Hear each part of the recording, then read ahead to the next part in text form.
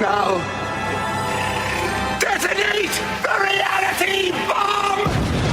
I will build a great, great wall. Some alien race to come down and threaten us. Is the singularity near? The truth is out there. The military-industrial complex. The 7 mountains of the influencers of culture. To be as gods, you know. Change has come to America. Catapult of propaganda. From a secure location on top of the ridge in the heart of the beautiful Missouri Ozarks, this is A View from the Bunker. Now, here's Derek Gilbert. Sometimes to get your message across, you got to be radical. Welcome to A View from the Bunker. I'm Derek Gilbert. The approach that Sharon and I take to distribute our message is sort of conventional. We don't, when it comes to Christian media, do the traditional Christian television program. If you've seen Sci Friday or Unraveling Revelation, it's a little bit different, but still, it appeals to a certain, say, age group. I mean, both of us are at an age group. It dawned on me the other day, I now qualify for the seniors contest in the Barbershop Harmony Society. If I get back together with the old quartet, now I sing with the old guys. Anyway, but we got to reach the younger generation because we're not giving them a reason to get excited about the Word of God. And that's why I'm excited to have this next guest on this week, because he is taking literally a radical approach. His YouTube channel is The Radical Christian. He is partnering up with our good friend Josh Peck, our colleague at SkyWatchTV, producing video content, and we'll talk about another project they've got coming up later on. And he is taking information that, God bless Dr. Michael Heiser for putting it out there and making so much of it available online through the unseen realm, reversing Herman, and then, lo and behold, some of my stuff, and repackaging it in a way that will attract younger viewers. The Radical Christian, available on YouTube. We'll link to the channel in the show notes at VFTB.net. We are honored to welcome Drew Graffia to the program for the first time. Drew, it is an honor to meet you, sir. Hi there. It's great to be here, Derek. Thanks for having me. So, the Radical Christian, what was it that inspired this this approach, and how would you describe it to somebody who's not seen your channel? To describe it, I would say it's an 80s themed kind of biblical channel. It's hard to even put in words. The way it came up was just the way that I picture these things in my mind when I read the Bible, and the way that I kind of see this information is that it's this great. It's better than any fantasy book ever written. It's better than any sci-fi, and all the elements of those genres come from the Bible usually. So I see it as this exciting war in the heavens, and other people unfortunately don't see it that way. So I thought, man, I need to get them to see it this way. I need to let them see how awesome this material is. So we're talking about the divine council concept, the idea that the gods of the ancient world, like Marduk and Baal and Astarte, Inanna, Ishtar, etc., that all of these gods of the pagan nations around ancient Israel were real and working to try to destroy God's chosen people before the Messiah could arrive. Exactly. And not only does it bring the Bible alive, the more you know about this context, but it also brings history more alive. Because then when you go back and look at the ancient mythologies, you start to realize, a lot of this is in the Bible. And it kind of makes everything you've been taught about history also kind of bloom into something new. So before we dig into some of the specific programs that you've topics that you've dealt with on the Radical Christian, what were you doing before? I mean, what was it that came before launching this YouTube channel? And what about just about a month ago, wasn't it? Around that, yeah. What I did before is actually worked for 10 years as a knight at medieval times in Buena Park, California. So I was jousting, sword fighting, and I was teaching. I was an assistant head knight there, it's called. So I taught others how to learn how to ride horses, how to sword fight and joust. So I did that for 10 years. And then at the end, I just started to realize this is not what my life's going to be. I'm not going to work nonstop in the rat race, although my version of it was a very fun version. Mm-hmm. But I just felt like I couldn't get anything done, that I really wanted to do with my life for God.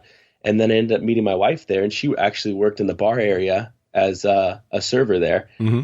And then just over time, the long story short, God put it on our hearts to kind of move to Missouri. So I asked her father for hand in marriage, and then moved to Missouri, not knowing what would happen and never being here. And so no support network here. You got married, and you and your new wife decided, okay, we're just going to leave California and move to the Ozarks.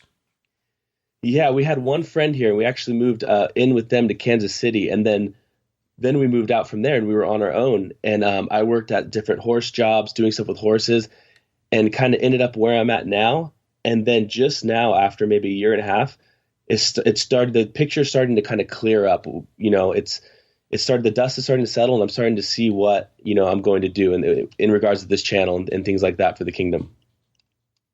All right, I'm going to have to pause right there because I'm getting the stare from Sam Dachshund, German engineering. All right, we'll just pick up from there. So why video production? Why video to tell this story instead of, say, meme posters on Facebook or something? Well, I'm working on getting some mean posts out there, but for the time being, I wanted to do a podcast, but then as it evolved, you know how God has a way of kind of, changing things back to the way he wants it. Yes. So I just thought I was going to do a podcast, but then it kind of evolved into a channel, and I started making a logo for practice, and then it just kind of snowballed into this. And then I don't know, it just happened. It just happened, and it's moving. So I'm just happy that, people are seeing this material. So what sort of experience did you have with video prior to launching the Radical Christian channel? None. Oh. I mean, I edited on my phone on iMovie. I edited small things on there on my app. But honestly, that was it. With YouTube nowadays, while it's still around, I just looked up how to do everything on there. Huh. Well, that's kind of how we learned how to edit what we're doing at SkyWatchTV. So, it works.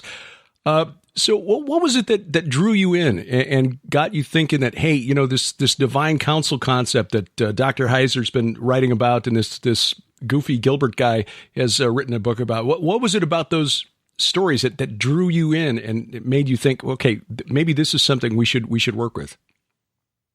Well, a lot of times people will have roadblocks for their belief in the Bible, like the Nakash, the talking snake. Mm-hmm. So people wonder, like, oh, why does this stuff matter? And it's like for somebody who's a new believer, when they hear that story, that could be their roadblock that stops them from going forward with the Lord because they just can't wrap their head around it. And I believe the Bible to be 100% true. So when I would see those weird things when I was younger, I would just be like, man, I wonder what the explanation for this is. So I guess the mystery of it, and you see those verses in Leviticus in the Day of Atonement about Azazel. Mm-hmm. Yeah. And so that was just like, what is this about? I remember in the King James, I saw the word Seder in there. And I was like, what? That's in the Bible? So that kind of always piqued my interest. You kind of get hints, or you kind of get peeks behind the curtain of there's more there than is shown in the mainstream. And that's kind of what drives me with this stuff and drives me towards it. What's interesting is that it's not just new believers might run into roadblocks. I think we run into some believers who've been in the faith for a while who hit walls with this stuff as well. I just saw a review of my book, the first book, The Great Inception, and it was someone who wrote what looked like a positive review at start, but then later amended it. Okay, I've gotten into this far enough to see that he's saying that there are other gods out there, and this is totally against Christian doctrine. So, it was a 1-star review. But when you read Psalm 82, God takes his place in the divine council in the midst of the gods. He passes judgment, or, so if God is not standing in the midst of himself and he's clearly talking about other supernatural entities, God is calling them gods. So what's the hang up here? And yet some people can't get their heads past that. So how do you try to overcome that stumbling block of this weird stuff that's in the Bible? So I do it piece by piece, and that's where the video helps a lot because I could use visual aids. So first thing I do is I'll show the verse. So you can't really argue with the verse right there. And I show the translation a lot of times too. So I start with that. And then I look into the words a lot, like Elohim, it's Elohim's singular when it talks about God, and then Elohim plural when it's talking about the other gods. So when you kind of break it down for people, there's really not much wiggle room. There's a tiny bit for interpretation, but there's really not much wiggle room on what the text says a lot of times. So it kind of, once people can see that and it kind of eases them in, then they understand where we're coming from when we say there's other gods in the Bible. So the hang up is with our understanding of the word God and the attributes we give the word, not with the Bible's use of that word.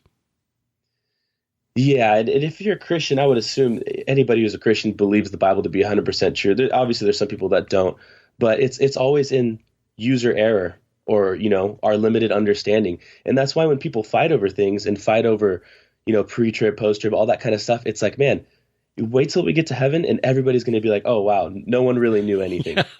Exactly. I like the way Sharon puts it. She says, when we get to the marriage supper of the Lamb, probably the first thing that's going to happen is Jesus is going to stand up and say, okay, everyone in the room who got their theology 100% right, raise your hand. Oh, wait, that would be me. Exactly. Yeah. That's a really good point. We're here arguing over whose pigsty is better when we're supposed to be on the road towards, as the prodigal children, heading back home to be reunited with the family, and we're losing sight of the road and the journey, the destination. So was there one story in particular that caught your attention that made you go, hey, wow, there's more here than I thought in this Bible? Well, I think the very first one was the Nakash in Genesis. So the talking snake in Genesis, that was the first one that caught my attention. And then the second one was Genesis 6. So that one just really, there was no other way around it. It's divine beings coming down and creating giants. And then the more I study into that whole realm and the more information that comes out, the more you realize that's a huge thread that goes through the entire Bible. So how do you get people to accept, around the objection that, angels can't breed with humans. We're different species. That's not possible. And besides, Jesus said that the angels in heaven neither marry nor give in marriage. Again, you look at the text. I mean, it's the opposing side of that argument is trying to argue against beings who show up as fiery flying serpents, beings who show up as men other times. They're trying to argue that they can't take the appearance of something else. It says right there in the Bible they could take these different forms. And then obviously you look into the words in Matthew where it says in heaven, they're not given in marriage and we're not in heaven.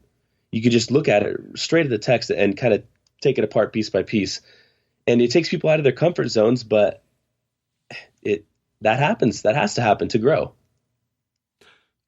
So since you started digging into it now, what are some of your other favorite stories that you've done? How many episodes of The Radical Christian have you put out there so far?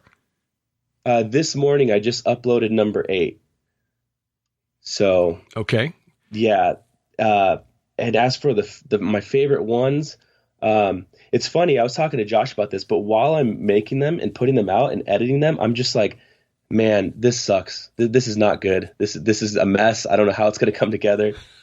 And then once it's out, I'm like, oh, okay, wow. God really is helping me out, because behind the scenes, it's just a mess at times. But as for my favorite one, it's hard to say because they each kind of have something special in them. But I would say the Hercules one, because, he just the fact that it ties in Greek mythology with the Bible. And I could thank you for that, for introducing me to that topic, because that really you got me fired up. Well, that was interesting. And the thing, I appreciate that. You're kind to say so, but credit to Josephus for pointing out that this god of Tyre, when Jezebel and Ahab were ruling the northern kingdom, Egypt, was Melkart. And secular scholars have known for a long time that Melkart was just the Phoenician name for Hercules. So yeah, if she's worshiping the Baal of the city of Tyre, well, at that time, that Baal was Melkart. So there's a really good chance that the priests of Baal on Mount Carmel were actually priests of Hercules. But when you tell that to kids, and it's like, what? Yeah. Yeah.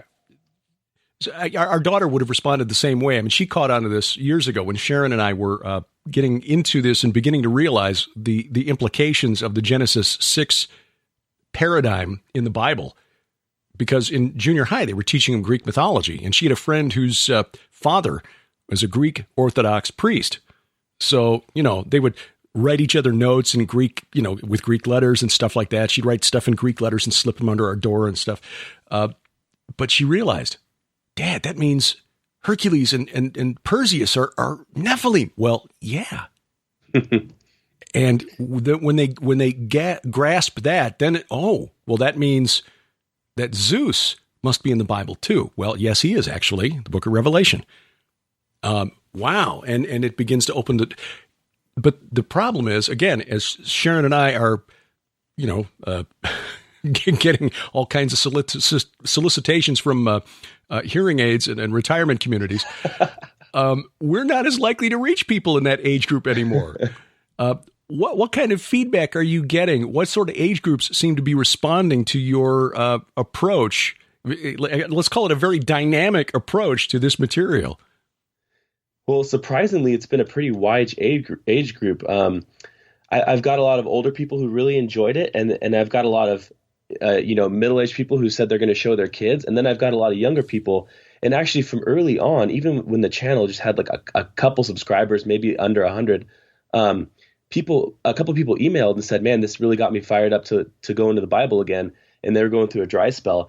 And when the numbers are super small and when it gets really hard editing and getting this out there, I think about that, and that's really what makes it worth it, because it's a wide age group of people that are now kind of rethinking this. It's shaking this up for them, and it's getting them to go back into the Word, because if I can do it, I don't have a high production show.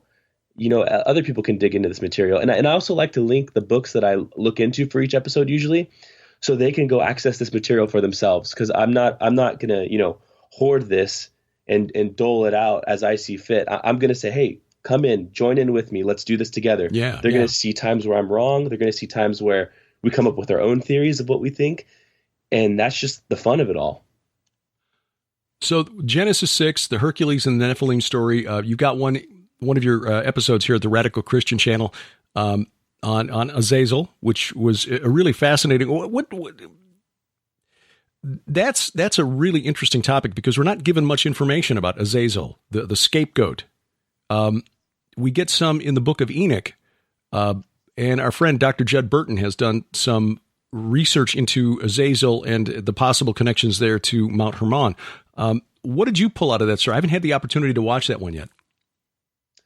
One of the more interesting things I pulled out of that one, well, aside from the fact that Azazel is mentioned in the Bible, and it's mentioned in a way that it shows that it's speaking about a being as opposed to just a goat. But when it talks about the Seirim, which are the goat demons that Israel worshipped in the desert, that's just like, wow, they not only were they seeing miracles of God, but they were worshiping goat demons at the time. So if they saw what real supernatural events were like, then they had to have seen something going on with these goat demons as well for them to be worshiping to them or sacrificing to keep them away at the very least. And that just, it's mind-blowing to think, man, what would these things look like? And then you go look at the Greek god Pan, and you kind of start to piece together, what if these things were real? And in that episode, I get into a little bit of what's mentioned in the Book of Giants about the angels sinning against the animals and creating monsters. And what would a angel animal hybrid look like? Well, probably a half animal, half angel, which would probably be what Pan looks like. Mm-hmm. A satyr. Exactly. And then, like we mentioned earlier, satyrs are mentioned in the King James Version of the Bible. So there's all these gems hidden in the Bible for everybody. And that's what's so cool when people have different approaches. They're going to get different gems. There's never a shortage of great things in the Bible. So again, to disagree over things or to say my camp is better, it's like, that's a waste of time, because there's enough to go around. Well, let's talk about the Book of Giants. This is something Sharon and I were just talking about the other day. It's what is it? Where did it come from? And why is it relevant for us as Christians? Well, it was found in the caves with the Dead Sea Scrolls, which had multiple copies of all the books of the Bible except for, I think, Esther. Mm-hmm. But the fact that it was stored away with those, it gives me a clue that it was important. Now, is it on the same level as the Bible? No, you can never. It's my opinion, you can never fully trust any extra biblical text. But the same thing with materials today. If I got an author's book, I wouldn't necessarily trust everything in the book, but there is knowledge and context in that book that I can glean from it. So with the Book of Giants, it talks about it's a parallels the flood account, but from a giant's perspective, who's getting visions about the coming end times. And in there, it speaks about how the angels took 200 animals for each person, for each one of the watchers, and they created what they call in the book monsters. So that is just, that's an animal-human hybrid. And then you look today, there's animal-human hybrids all over. And there's even I think it was recently in China, they were going to do a monkey-human hybrid. Mm-hmm. China or Japan, I believe China. But the fact is, it's happening today. And when you see it in the news today, it's packaged in a way where it's believable. You don't think twice about it. But when it's written in these ancient texts, all of a sudden it's fantasy, or all of a sudden it's just crazy ancient people doing their crazy ancient stuff. And it's nothing's new under the sun. It was there then. It's here now. They could build these monstrously huge pyramids and temples and things, but they were too stupid to know what they were seeing. Yeah, they had their dunce caps on as they made the pyramids. Stupid, evil geniuses. It's all of history filled with stupid, evil geniuses. So the Watchers, how do you parse this? How would you summarize what the Watchers did at Mount Hermon, and then the aftermath of that in terms of the biblical narrative, God's judgment, and then the follow-up incident at Babel? How do you put that together in your YouTube channel? The way I'm seeing it now is, well, obviously I get into the Deuteronomy 32 worldview where at Babel, God dispersed the nations for not wanting him and not wanting to serve him. So he said, okay, go ahead, serve my sons in my stead. Now that was a test for these Watchers, and it was a new job for them. And then we see in Psalms 82, they failed. So you kind of get this picture throughout the Bible where it paints this order of beings, angelic beings, which the more I learn, the more I think they're more similar to us than we may think. I used to think of them as these elite, emotionless stone warriors almost. And now I'm kind of seeing them as just another one of God's creations that are similar enough to us to be in the divine council. So you get these beings who maybe they see humanity and they see what God has given us, and how we can have wives. I think that's a big thing. We get to have wives and families, and they see that, and they're just like, why do they get that? Mm. And they kind of used us as a pawn in their story with him. And that's a whole other thing, because you think of our Bible and our story with God. What about their story? What about the Watcher's story with God throughout ages and ages and ages? But you see them kind of come back at Babel. They start ruling over us, and they don't resist the temptation to set themselves up as gods and gain worship. And then God has to come back, imprison them. And then later Jesus goes into the abyss to basically proclaim to them, to blow a trumpet almost and say, you didn't win. You thought you won. You thought you ruined creation. You didn't. And I'm here to tell you that your punishment will be coming soon. Yeah, 1 Peter 3. That's a fantastic verse. That's one that Mike Heiser tells a great story about getting excited at a church they were attending where they were going through line by line, verse by verse through 1 Peter, and they got to 1 Peter 3 and the references to Jesus descending into prison in the spirit to proclaim to the prisoners. Well, we're going to skip over that because it's weird, which is, was a huge disappointment for Mike. And you can see why, because it really relates to all of this long war that's been going since the beginning. The angel of the Lord and the last of the giant slayers. What is that story about? That's your new episode. Yes, that one I got into who this angel is that kept appearing to help the Israelites at these crucial points throughout their history. So you see this angel of the Lord who comes up and he does very specific things. He tells them that the ground is holy they're walking on to take off their sandals. He tells them that he's given the power by God to deny them forgiveness for disobedience. He also shows up and Joshua, he shows up with Joshua, which is one of my favorite scenes in the Bible. And he has a sword in his hand, and you see the phrase there with his sword drawn in his hand it's called. So he there's these clues that are only given about this angel. And I wanted to see who the identity of this angel was.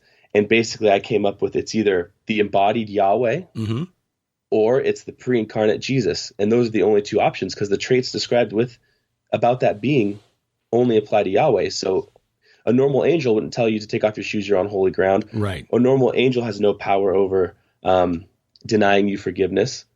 Yeah. And it's just, and then when you see this is one of those amazing things in the Bible.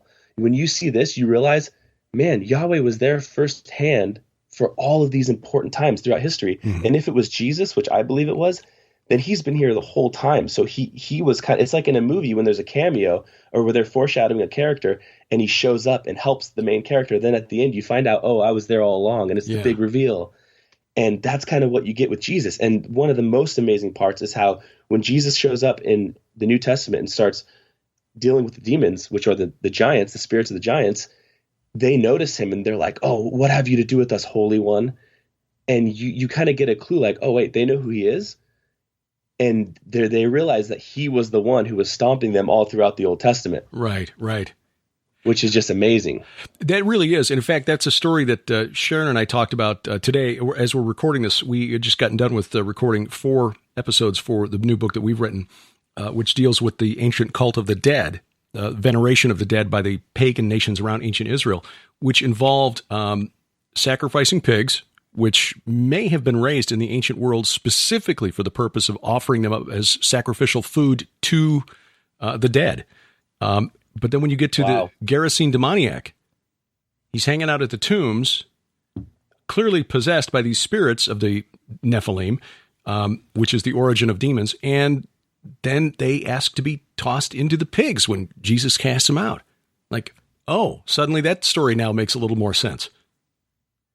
Exactly. And if people don't dig into that, who would ever know? That would just be another verse that gets skipped over with no context.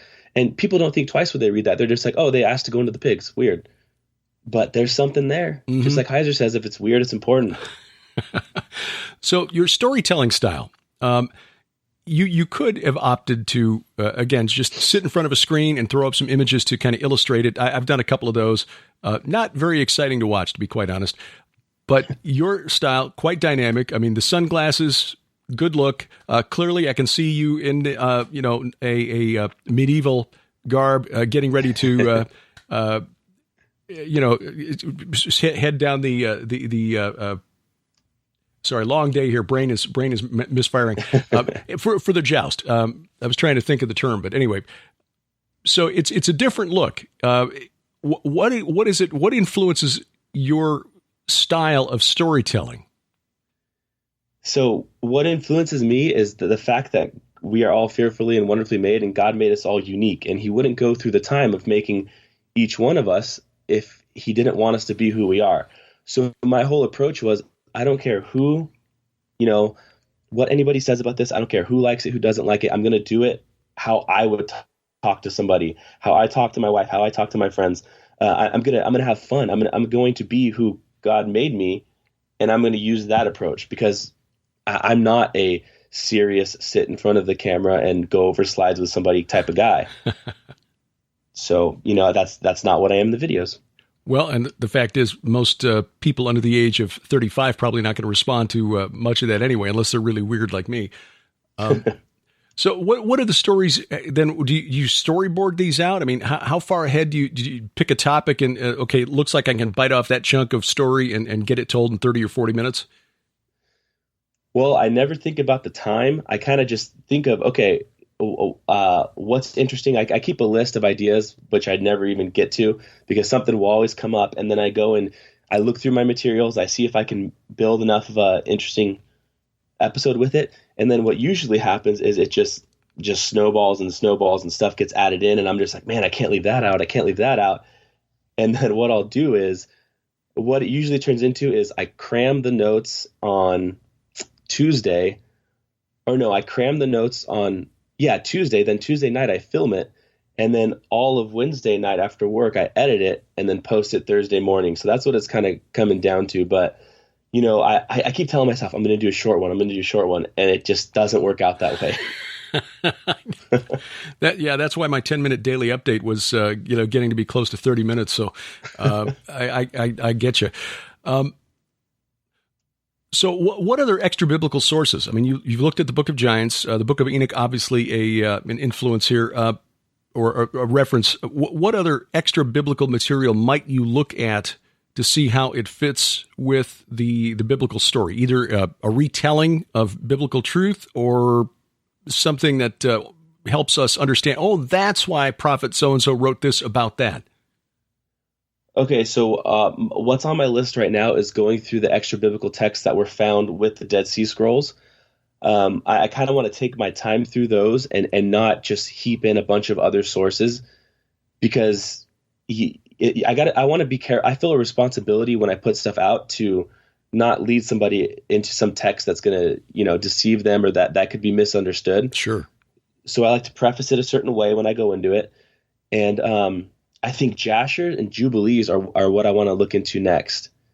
Those are the ones I kind of want to see what's in there, what gems are in there that add up, or that can be checked against the Bible, obviously. Well, I'm even thinking about pagan material. One of the things that Sharon and I are finding as we research things, she did a great presentation at the Defender Conference on Inanna, the ancient goddess of carnality and war, who has worn many faces through history: Ishtar, Astarte in the Bible, Aphrodite, Venus, etc. Finding that there's a myth, an ancient Sumerian myth, where she descended into the netherworld. It's a continuation of her role in the Gilgamesh epic, where she was rejected by Gilgamesh and got mad and demanded that the bull of heaven be released, or I'll break down the bars of the netherworld and the dead will emerge to eat the living. And so the sky god relents, the bull of heaven's released. Gilgamesh and his buddy kill it, throw the right thigh at Inanna, hit her in the face, which incidentally, you ever wonder why in the Bible the Levitical priests, the Levites, got the right thigh from the bulls that were sacrificed? I wonder. Wow. Yeah, just interesting little, tidbit there in passing. I don't know that there's a connection. That's something I need to do more research on, but I stumbled on that. It's like, oh, that's cool. But then she goes down to the netherworld, claiming that she's going to, she's there for the funeral, the funerary rites of the bull of heaven, who was the consort or the husband of the queen of the great below, the queen of the netherworld, Erishkigal, her sister, who realizes what Inanna's trying to do, and so she kills her, turns her into a sack of rotting meat, hangs her on a hook, but she's rescued, and she's restored to life on the third day. Wow. So stuff like that, when you find that, it's like, okay, well, that's a theme that recurs, because we also see that in the Rephaim texts from Ugarit. Greek mythology, Roman mythology, Norse mythology. I mean, any of that stuff, you were interested in any of that stuff when you were younger that might come into play in future episodes? Oh yeah, I was into all that stuff, and including the Egyptian pantheon. Gilgamesh was actually one I wanted to get into. The only trouble I had with that one so far is reading through the entire text and kind of getting around not putting the whole thing in the video, because it's pretty long. Yeah. And there's a lot of stuff in there. Yeah, and I would definitely want to do more into Egyptian stuff too, because that's kind of like where my head's at right now, just because they were so close to the biblical account. Same with the Greeks, but the Egyptians were there, and I want to get into more stuff about the gods of Egypt and what happened during the Exodus, because I know there's a lot more there that I've yet to get into. But yeah, I like to look at all those kind of things. I just do it carefully. Well, and rightly so, because the idea is not to view the Bible through the lens of the pagans around them. It's the other way around. We view their myths, their religions, through the biblical lens, because it's usually a twisted version of the story. I'd be really curious. I look forward to seeing what you do with the Egyptian gods, because that's one area that I've really not looked at. I've mainly focused on the religions of the people to the east, the east, north, and west, not so much the south. So the Sumerians, Babylonians to the north, the Hittites and Hurrians, and then to the west, the Greeks and Romans, because there's a pretty clear chain of evidence that leads back to, I thought it was back to Sumer. Now I'm changing my mind. I think it's back to northwestern Mesopotamia, actually around the mountain that was the holy mountain of Babel. But that's for a future book. So you turn one of these around every week. You post one of these out every Thursday? Yes, every Thursday morning. And typically, how much production time does it take? Because I see that your editing style, which is very popular right now, a lot of YouTube channels aimed at younger viewers. It uses a lot of jump cuts. Yeah, this last one, I started at around 6 p.m. and I finished at around 7 a.m. Oh my. Yeah, so this one was a harder one than usual. I don't know why, it just kind of was. But yeah, sometimes it's a huge workload, and then I just remember why I'm doing this, because it's going to turn up fruit for the kingdom. So if it takes one whole night devoted to it, it's really not much in the long run. What's been the most surprising or edifying feedback that you've received so far? I guess just that there's a whole different age groups, and it's getting them excited about the Bible. The fact that this approach, that's what it is. The fact that this approach is working as well as it is, I'm just like, okay, this must be God, because I honestly feel like, am I just being too much of a goofball? Like, I'm having fun, but it still gets the message across. So the fact that it's resonating, and it kind of like it almost makes it to where I'm friends with the people watching, and we're just kind of going through it together. It's non-threatening, it's non-intimidating. I'm not hitting people with huge words and all these crazy, theories. It's just kind of really easy to handle. So it's really making me excited that it's resonating with them, this style. Yeah, I can see that. It is always surprising to see how things will resonate in ways that you don't expect. Have you got any pushback? Any people saying, "Hey, I'd love to take this seriously, but I just can't"? I've had a couple comments, but I just if it's constructive criticism, I usually thank them and I take it. But if it's someone saying like, "Oh, I think someone said like, oh, I was going to take you seriously, but then I saw your glasses," and I was like, "Well, I can't promise I'll take them off." So, because ultimately, I'm not doing this for man. I'm doing it for God to help man. So if people want to criticize or do anything like that, honestly, it doesn't matter, because I don't care what people say. I know who I am. God knows who I am. So I don't get caught up in that. And if I notice someone specifically trying to go after me in the comments, which hasn't really happened yet, but I just don't respond, I'll maybe respond once if they seem like they may actually have a disagreement with me. And people have had disagreements with me and written whole long things about, why I was wrong on this, and that. But again, I don't shun them just because they have a different opinion. I talk with them, I give them my case, and then, it just all works out, because it doesn't really matter what they say about it. Well, that's the thing. We're not all going to take the same approach, and we shouldn't, because if we all took the same approach, we'd only appeal to one specific segment of the world out there. Mm-hmm. And so that's why I wanted to bring you on the program when I saw this, and then saw that you and Josh had connected. It's like, well, yeah, we need to turn more people on to what you're doing here, because guys like you, Josh, and I mentioned Keith Siana with his YouTube channel off air previously, you're going to reach a group that I'm not ever going to reach. And I'm old enough now to be okay with that, I guess, because we can't do it sincerely if we're trying to put on an act to be somebody who we're not. Exactly. And so I truly appreciate the approach you're taking, and the content that you're putting out there is just really great. Your introduction to the show about Hercules on Mount Carmel just had me laughing out loud. Yes, Hercules on Mount Carmel. Okay. Love this guy. So now you and Josh are working together. Obviously, the Radical Christian fits right into Josh's vision for setting up what he's calling a Christian option to Netflix. Yes. Just different messages that are, again, people who are really excited about the Word of God and the message and trying to get it out there. But you and Josh are working on something else, something above and beyond just video content. Yeah, so this is actually a really cool God story.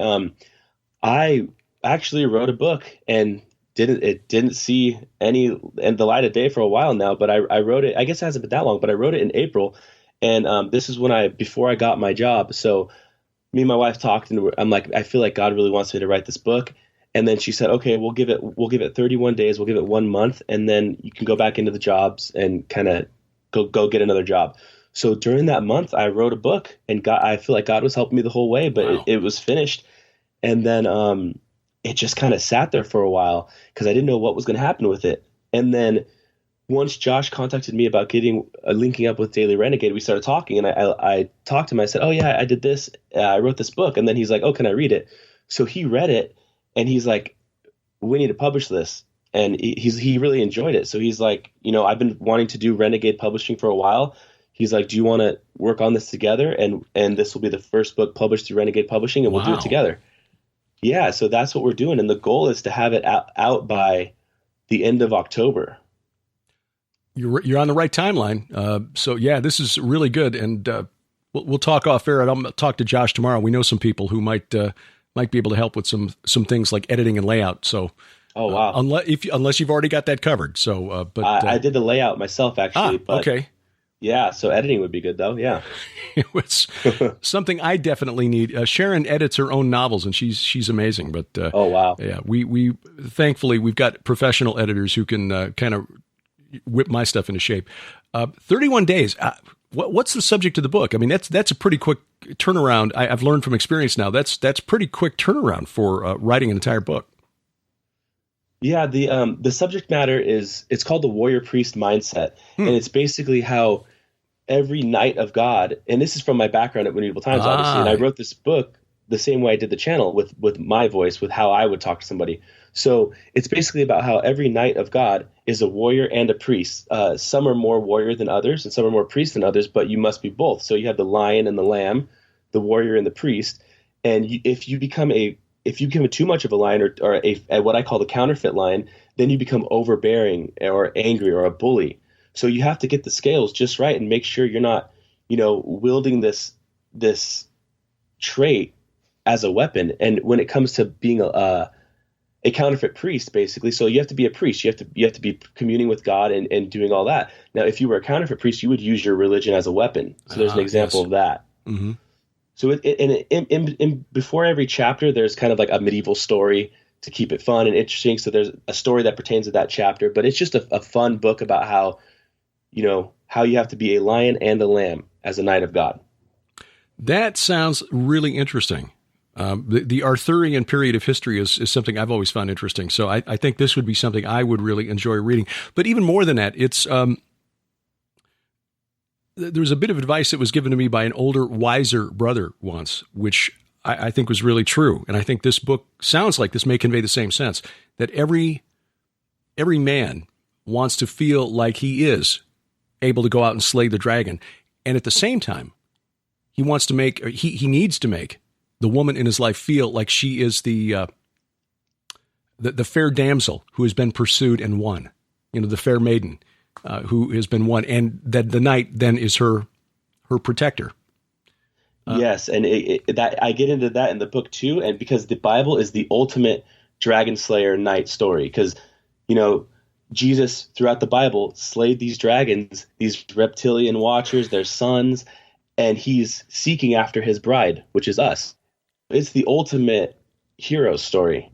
So that I think that's why we all feel that call. We all feel that drive to have those things, because that's how our Father is. That is well put. Yeah. And it didn't dawn on me until just a couple of months ago that these flying fiery serpents that are mentioned in the book of Isaiah, the book of Numbers, it's like, gee, that's how we describe dragons.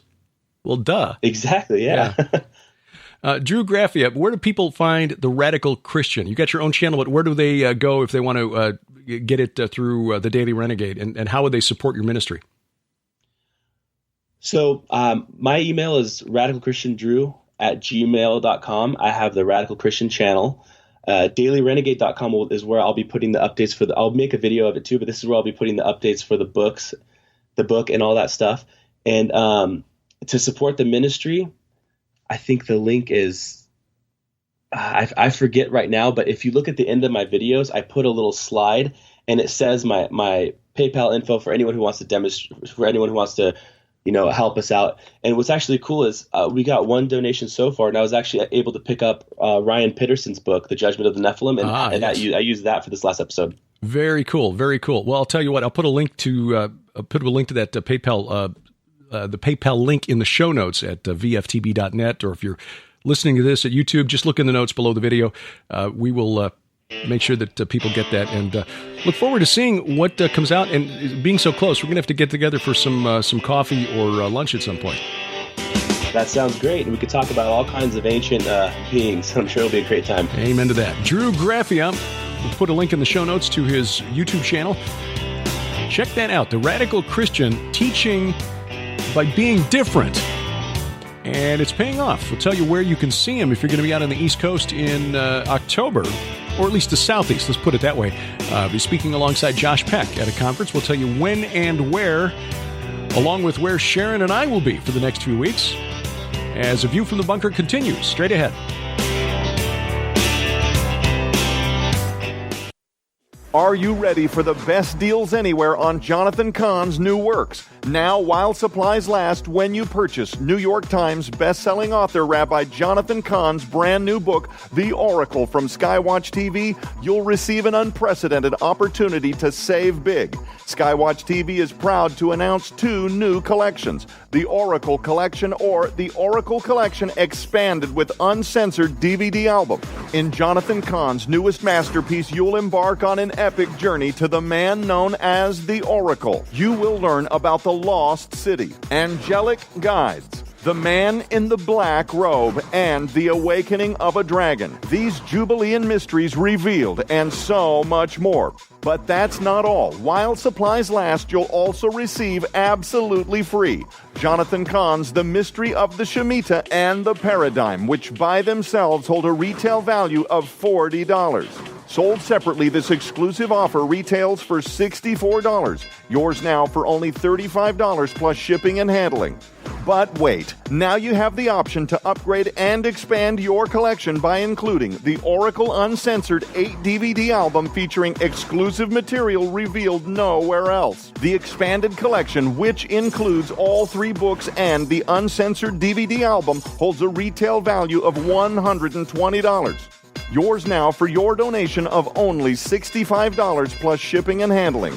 So don't delay. Order the Oracle Collection or the Oracle Collection Expanded with Uncensored DVD album now. Available at SkyWatchTVStore.com or call 1-844-750-4985.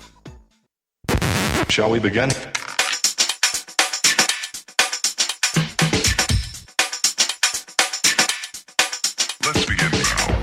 Driving the internet to think every Sunday night on demand. This is A View from the Bunker. Our worldwide hub, VFTB.net. Find us on social media, the Soch Meds, various places.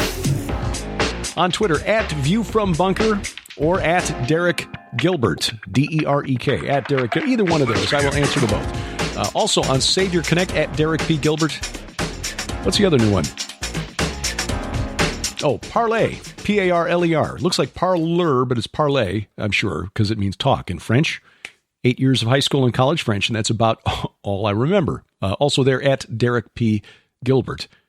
So check us out. Of course, you can subscribe to the podcast to download this easily and without any fuss or muss. We're available at Spreaker, Stitcher, iTunes, iHeartRadio, wherever fine podcasts are sold, of course, and the links for subscribing are at VFTB.net. The easiest way, of course, to get us is download the free mobile app. The mobile app works for iOS and Android devices, and we've got links to both of those app stores at VFTB.net. And, of course, all this audio also gets shunted over to YouTube as well, and you'll find us there at my YouTube channel. That's youtube.com/Derek Gilbert. Coming up, we've got a lot going on the weeks ahead. This coming week, kind of devoted to visiting with our daughter. The fact that I'll be visiting her in St. Louis as the Chicago Cubs are playing a key season-ending series with the Cardinals is just coincidental.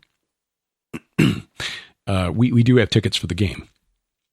So anyway, next Sunday night, we will be featuring Justin Westfall and Chad Riley, the producers behind Fourth Watch Films' new documentary, Higher Entities, talking about the Collins Elite and why they produced a film on a group called the Collins Elite. Not an official name, not an official working group, but a group that worked behind the scenes inside the government to cross-check research being done by other government agencies into the UFO phenomenon.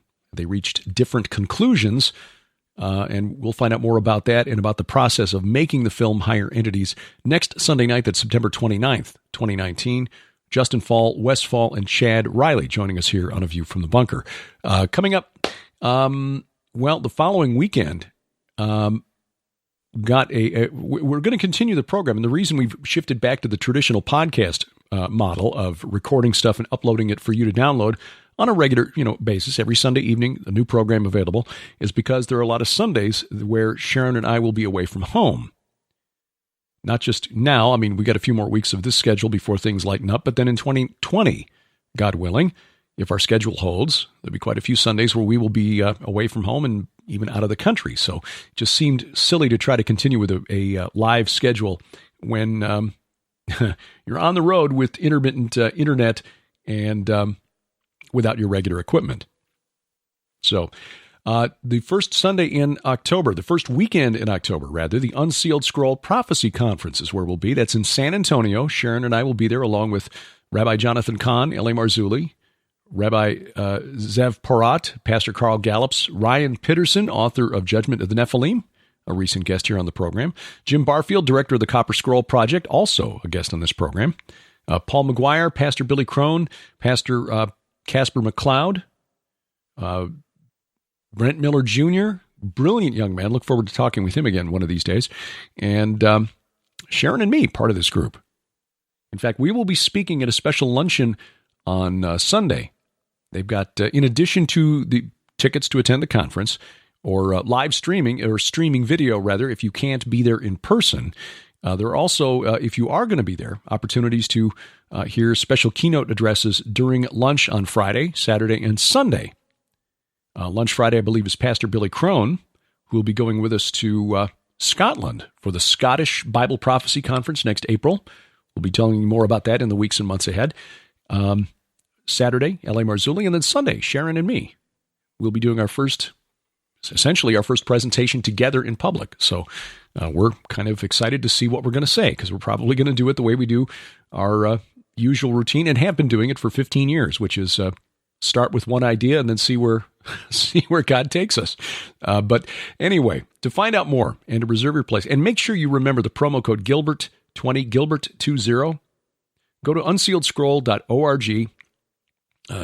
Reservations for the conference itself, sign up for streaming video, and if you're inclined to have lunch and watch Sharon and I present for the first time together, you can do that as well. But use the promo code Gilbert20 because it saves 20%. You'll save 20% that way at unsealedscroll.org. The following weekend, we go back to California, and that will be, and as you're hearing this tonight, I'm on my way back from California, speaking alongside Troy Anderson and Paul McGuire, co-authors of the Babylon Code and Trumpocalypse, at the first ever Look, He is Coming with the Clouds prophecy conference in Sanger, California, which is just east of Fresno, about 15 minutes east of Fresno. By the time you hear this, hopefully I'll be back on the ground in the Ozarks. But in October 11th through 13th, the weekend after the San Antonio conference, we'll be back in California, this time in Orange County, with Hear the Watchman. This is the Disclosure on the Coast prophecy conference. L.A. Marzulli will be there as well. So we're sort of like tracking each other these days. Russ Dizdar, Pastor Paul Begley, who was just recently at the True Legends conference in Branson, along with L.A. Marzulli. Josh Peck, our colleague from SkyWatchTV, and his co-author, Stephen Bankars. The two wrote the book, The Second Coming of the New Age. Very important book in these days. Gans Shimura. We haven't seen Gans in quite a while. Looking forward to that. Michael Boldea, Troy Anderson, and Paul McGuire will be there as well. Mark Sutherland, our friend from London, flying over from the UK to help out. David Heavener. So this is a great lineup. And as with all the Hear the Watchman conferences, you can attend in person or stream if you can't make it to California, October 11th through 13th. Again, the promo code Gilbert20, Gilbert20, saves you $20 on tickets or 20% on streaming video. So take advantage of that promo code and save, but do take advantage of the information coming out of the Hear the Watchman conference. Just talked to Aaron Lipkin this week for his thoughts on the election in Israel, another deadlock. Aaron, of course, is the CEO of Lipkin Tours, and they're coordinating SkyWatch TV's next Israel tour. You can join Sharon and me and Donna Howell from SkyWatchTV in Israel October 12th through 25th of 2020. It's just a year away, but that's not too early to start planning. And we're adding an extension to visit the megalithic sites of Sardinia. Details are forthcoming, but you can find out the latest at lipkintours.com. That is lipkintours.com, and join us in the Holy Land. Now, please, if you get an opportunity, leave us a review at Spreaker, Stitcher, iTunes, iHeartRadio, Spotify, or wherever else you find us, which is, of course, wherever fine podcasts are sold. Or give us a like, the Facebook page. That's View from the Bunker at Facebook. This is a production of Gilbert House, released under Creative Commons Attribution Non-Commercial No Derivatives 4.0 International License. Our opening theme is Iron Bacon by Kevin MacLeod. His website, www.incompetech.com. Our announcer, D.C. Good. Next Sunday night, Justin Fall, Wes Fall, and Chad Riley talking about higher entities. Until then, remember, we wrestle not against flesh and blood. I'm Derek Gilbert, and this is A View from the Bunker.